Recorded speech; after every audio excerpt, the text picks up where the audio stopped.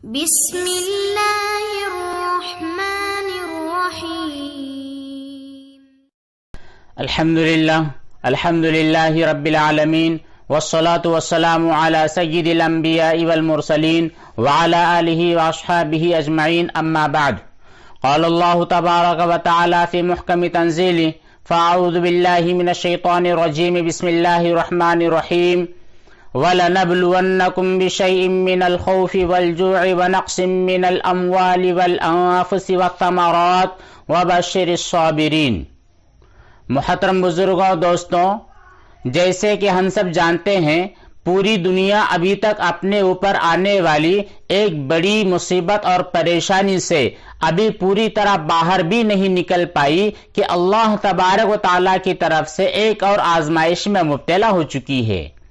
دنیا کے بہت سارے ممالک کے ساتھ ساتھ ہمارے وطن کے کافی صوبے اور شہر ٹڈی دل کے حملے سے دوچار ہو چکے ہیں. اللہ تبارک و تعالیٰ سے دعا ہے کہ عافیت کا معاملہ فرمائیں.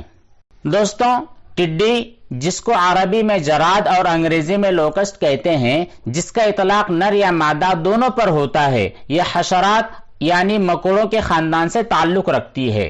ٹڈیوں کی دو قسمیں ہیں، بری اور بحری. بری یعنی خشکی والی ٹڈی خلیے کے اعتبار سے مختلف قسم کی ہوتی ہے.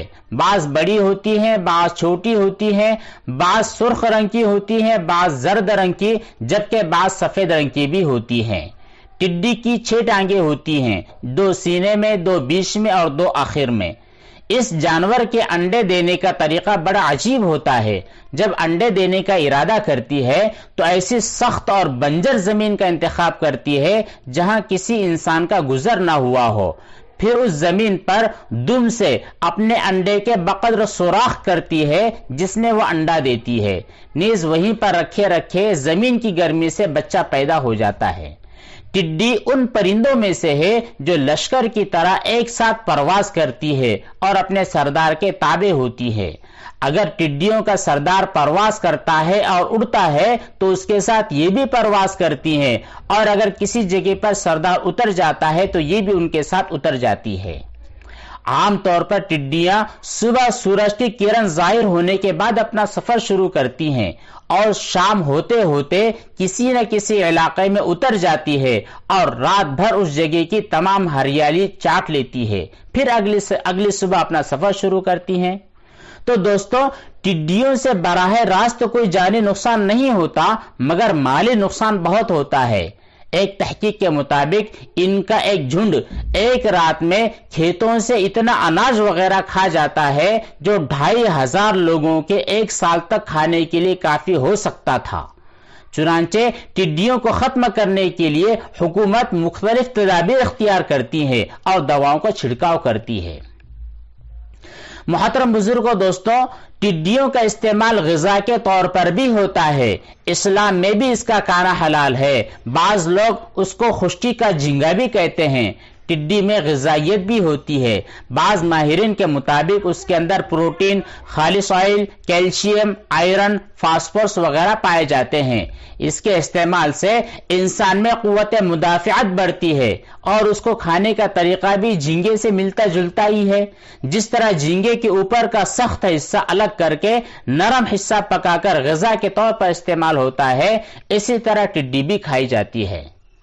محترم بزرگوں، آج کل چونکہ کورونا وائرس کے علاج کے لیے اب تک کوئی دوا سامنے نہیں آئی، صرف مریض کو قوت مدافعت اور ایمونٹی پاور بڑھانے کی کوشش کی جاتی ہے، جس کے اضافے کی وجہ سے اب تک ہزاروں مریض شفا یاب ہو چکے ہیں. بہت ممکن ہے اللہ تبارک و تعالیٰ نے ان ٹڈیوں کو غریبوں کے لیے غذائی ضرورت پوری کرنے کے بہترین ذریعے کے ساتھ ان کے لیے کورونا وائرس کا علاج بھی بنا کر بھیجا ہو. دوستوں، صرف اتنا ہی نہیں بلکہ اس کے علاوہ ٹڈی دل لشکر اللہ تعالیٰ کی فوج بھی ہے. چنانچہ حضرت موسیٰ علیہ السلام کی دعا کے بعد اللہ تعالیٰ نے فرعونیوں پر لگاتار 5 عذابوں کو مسلط فرمایا. ان عذابوں میں ایک عذاب ٹڈی کا بھی تھا.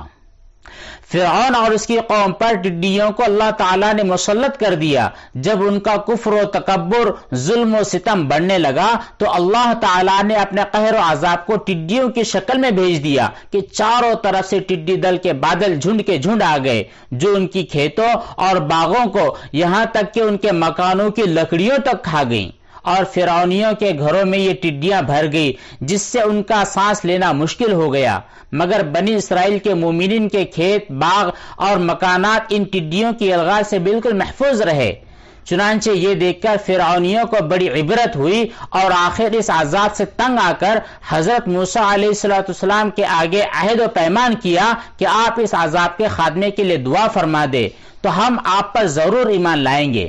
چنانچہ حضرت موسیٰ علیہ السلام نے اپنے قوم کے حق میں دعا فرمائی۔ اللہ تبارک تعالیٰ نے آپ کے دعا کے برکت سے ان کے اوپر جو عذاب مسلط کیا گیا تھا اس عذاب کو ختم فرما دیا، لیکن ان لوگوں نے اپنی نافرمانی اور سرکشی کی بنیاد پر آخر میں حضرت موسیٰ علیہ السلام کو یہ کہا کہ چونکہ جو کھیتیاں اور باغات ہمارے لیے بچ چکے ہیں وہ ہمارے لیے کافی ہے، لہٰذا اب ہم آپ کے دین پر ایمان لانے والے نہیں ہیں۔ محترم بزرگوں، دوستو، خلاصہ کلام یہ ہے کہ ٹڈیاں ایک وقت کے اندر اللہ تبارک تعالیٰ کی طرف سے رحمت بھی ہے، زحمت بھی ہے، عذاب بھی ہے، نقصان دہ بھی ہے، فائدے مند بھی ہے۔ اللہ تبارک تعالیٰ نے فرعون کی قوم کے لیے ان ٹڈیوں کو عذاب کے طور پر مقرر فرمایا تھا۔ موجودہ حالات میں بھی اللہ تعالیٰ نے ایک وائرس کے ساتھ ٹڈیوں کو بھیجا ہے۔ اس موقع پر ہمارے لیے ضروری ہے کہ ہم توبہ و استغفار کریں، توجہ اللہ کا سہارا لیں۔ اگر واقعتاً ہمارے لیے عذاب ہے تو اپنے گناہوں کی معافی مانگے، حقوق العباد، صلہ رحمی، غرباء و مساکین کی امداد و تعاون کی طرف خصوصی توجہ دینی چاہیے۔ فرائض و واجبات کی پابندی کے ساتھ خلوت اور جلوت کے تمام گناہوں سے بچنے کا اہتمام کرنا چاہیے۔ اللہ تبارک و تعالیٰ سے دعا ہے کہ وہ اپنا خصوصی فضل فرمائے، رحم فرمائے، ہر طرح کے عذاب اور بلاؤں سے پوری امت کو محفوظ اور مامون فرمائے۔